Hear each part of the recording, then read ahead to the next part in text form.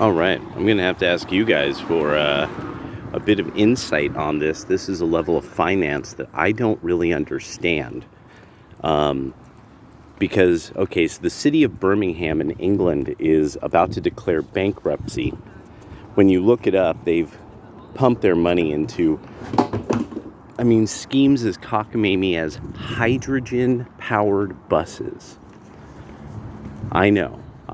It's there with the jetpack. If the Elon Musk's flamethrower and the non-existent jetpack and hydrogen buses will get us to the future.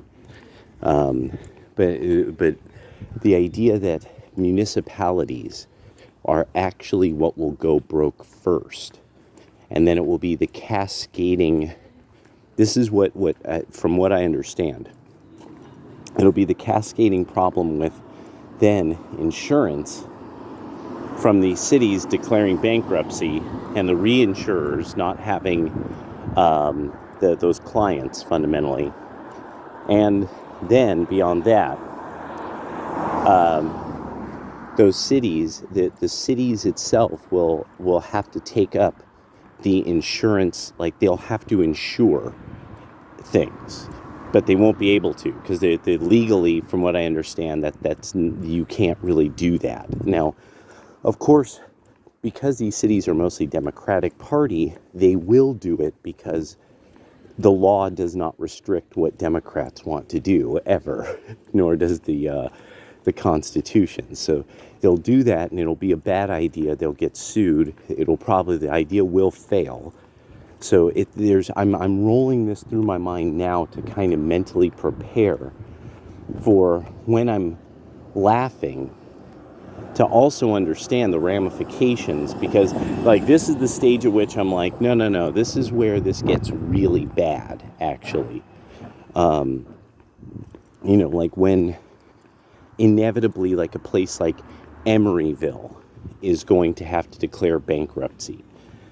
And because people don't think Emeryville is even there. They don't realize Emeryville is like right there with Berkeley and all that. I don't think West Berkeley is its own municipality. But I also am sitting there thinking something like Daly City. Or, that's like, okay, that's a weird one. This is another, so you wouldn't know Daly City exists unless you knew Daly City exists.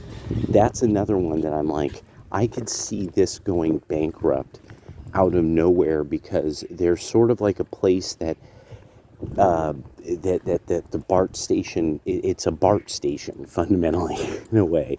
It's not, but that is kind of what it does. And without people riding BART, I'm not sure how they're making their revenues and their payments to the BART system to maintain their part of the rail lines. And also, I don't know how those deals work. See, I'm just rolling over some things. Now, the thing that also I'm thinking is that it just hit me when they said hydrogen-powered bus. Because I've been hearing a lot from blue enclaves here and there about the idea that they're going to ban various types of combustion motor, gas-powered things like tools, various vehicles. I'm thinking that's where it begins. That's where their total and complete collapse begins, as they start banning more and more, like fundamentally delivery trucks. And that no contractors will take the contract. Like nobody will accept the contract to go into that city and then risk getting some giant, just to deal with it. When there's a nearby suburb that doesn't have the crime and is still demanding stuff be delivered. This is where my head is at now, is that, and that inevitably it's going to be that a lot of these cities, like these once great metropolises, will declare bankruptcy, and a lot of it's going to be their attempts to reach green goals. This completely preposterous world of green energy goals that they're so insistent on, that I think that's what's going to bankrupt them. Just that line about the hydrogen bus. And then I think about it, I'm like, California and its fucking train to nowhere. That they literally, the train is supposed to save the environment, but because of an environmental issue, they won't finish the train. So that's my call at the moment, is that's what's going to crush them, is literally bankruptcy. But we'll see.